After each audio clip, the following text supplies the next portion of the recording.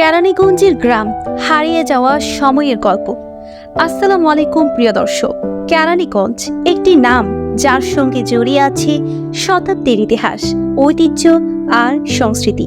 ঢাকার পাশের এই অঞ্চলটি আজও ধরে রেখেছে গ্রামীণ বাংলাদেশের সেই পুরনো রূপ, যেখানে মানুষ, মাটি আর নদী একত্রে মিশে আছে এক অনবদ্য সৌন্দর্যের বন্ধনে। আজ আমরা সেই কেরানীগঞ্জের কিছু ঐতিহ্যবাহী গ্রাম ঘুরে দেখব।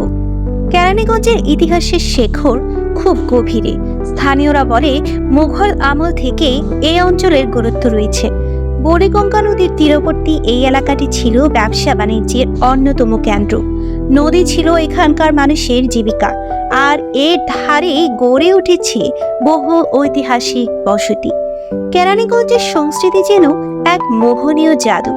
গ্রামের মানুষদের মধ্যে আজও প্রচলিত আছে বহু প্রাচীন লোকজ সংস্কৃতি। গান, নৃত্য, পুঁথিপাঠ সবকিছুই এখানে বিশেষভাবে পালিত হয়। বিশেষ করে বৈশাখী উৎসব আর নবান্নের সময় এই গ্রামগুলোতে যেন প্রাণের উচ্ছ্বাস দেখা যায়।